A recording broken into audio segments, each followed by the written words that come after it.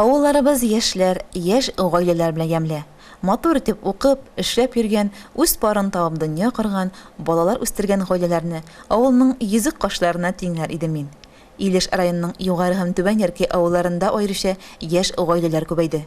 Чөнки соңгы берничә ел эчендә районыбызда Төньяк, Көньяк, Заводской микрорайоннары булдырылып, бик күп яшьләр берсеннән-берсе мәхәббәт йортлар салып төпләнде.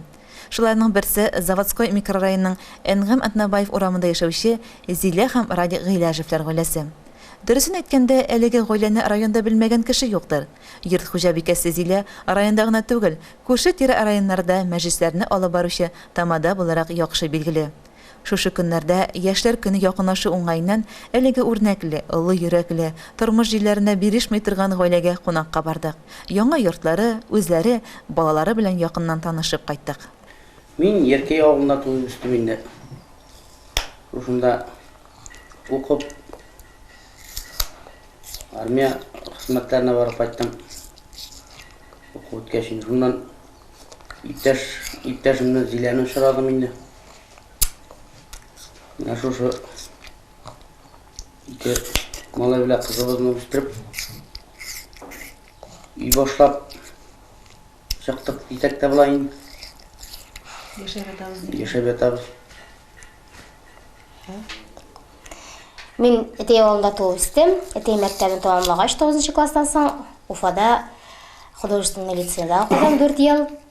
Аннары кайткачтан соң Туймазы шәһәренә барып, юридик колледжга укырга кирдем. Аны тәмамлагач, шушы үзебезнең туган ягыбызга йөгерә-йөгерә атлап кайттым дисәң дә була инде. Шунда кайтып тормышымны башладым инде. Ә бит яшьләрнең беренче танышулары да әкияттәге кебек булган. Радик күптәннән Зиләгә гыйшык тотып йөргән булган. Безнең танышу үзе бер әкият кебек булды инде ул. Минем тормышымның бер авыр вакытында дус егет һәм дус кыз Ритовлар Рөстәм мине катокка алып киттеләр.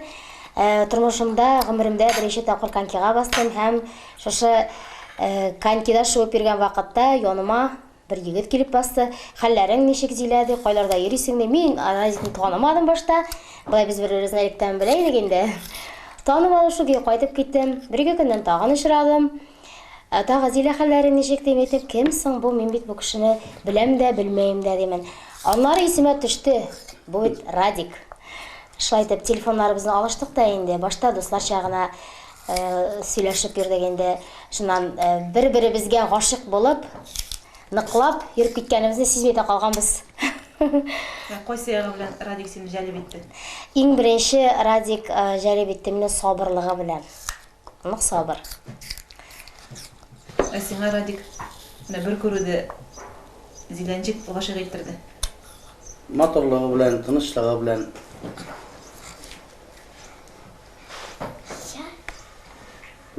Акыллы булу белән. Миңа инде ул мин сиңа электән беренче күргән гашык ем диде инде. Шулай диде. Беренче күргәннән гашык булган ем ди. Шулай таныштык. Йөрешеп киттек. Аннан өйләнешергә уйладык, никах укыттык. Аннан ЗАГСка кирдек. Менә бу елның 18 июньдә безнең ЗАГСыбызга 5 ел булды. 5 ел яшәдең. 5 ел. Ә бүгенге көндә кайда хезмәт саласыз? Мин үзем яшьләр үзәгендә эшләйм. Мин спорт мәктәбендә водитель булып, автобус шоферы булып йөрим. Ерак юлларга йөрисездер инде. Сезнең йортта кем баш, кем муен дигән сорауга да сүзгә тапкыр Зилә бик тиз җавабын тапты. Ике башлы, ике муенлы без. Андай бер юк инде ул бездә. Мин инде шушы баш эчендә утырган. Баш мие, Радик баш. Йортның яме, әлбәттә, балаларда. Гыйләҗевләрнең гаиләләренә ям шатлык өстәп уллары Айрат, кызлары Азиза үсеп килә. Мосы безнең өлкән улыбыз Айрат Гилязов. Ул инде бу ел Алла бирсә беренче класска бара, беренче мәктәпкә. Хәрефләрне беләбез, бар нәрсәне беләбез. Алла бирсә, нык итеп, дөрес итеп, тырышып укырбыз дип ышанабыз, әйме улым? Бәләкәч кызыбыз Азиза, аңа 2 яшь, ул инде беренче санлы балалар бакчасына йөри.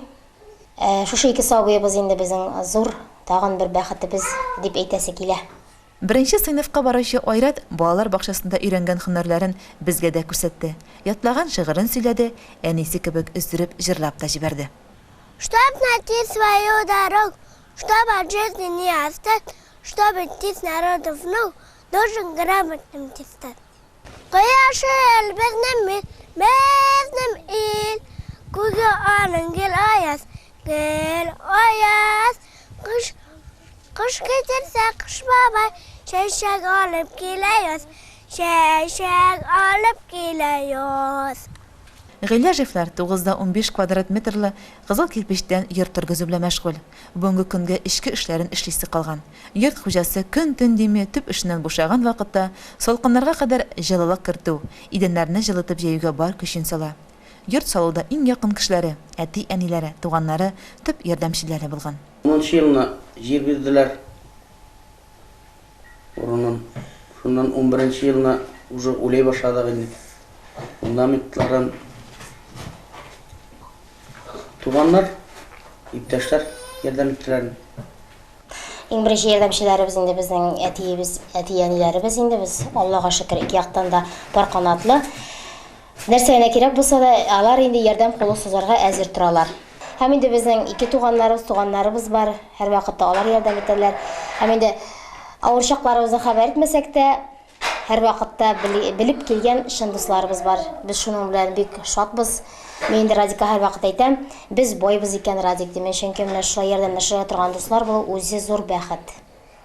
Әлбәттә, бүгенге геройларыбыз яшьләр көне якынлашу уңайнан барлык яшьләргә теләкләрен җиткерделәр. Яшьләргә тормышның кадерен белеп яшәргә чакырдылар. Менә шушындый яшьләр көне булуы үзе бик зур яхшы әйбер инде ул, чөнки яшьләр турында торга кирәкмәй, алар безнең киләчәгебез дип әйтсәк тә була. Нәрсәгә әйтер идем инде? Хәзер бит инде яшьләр ул туган баладан 35 яшькә чаклы, шуңа күрә инде бәләкәй сабыйларга инде сәламәт булып, әти-әниләренә терәк һәм кирәк булып, матур балалар булып үссеннәр. Яшь кызлар, җегетләр укуларын уңышлы укып, теләгән укуларына кереп, яхшы күңелләренә ошаган, күңелләренә яткан эшләр табып, исән-имин эшләсеннәр. Инде гаиләле яшьләргә, әти-әниләргә аларга теләсе килә инде сәламәтлек, җан тынычлыгы, гаилә иминлеге. Бездә үрнәкле, тырыш, чырыш, куйган максатларына ирешүче Зилә һәм Радик Гыйләҗевләр гаиләсен яшьләр көне белән тәбриклибез.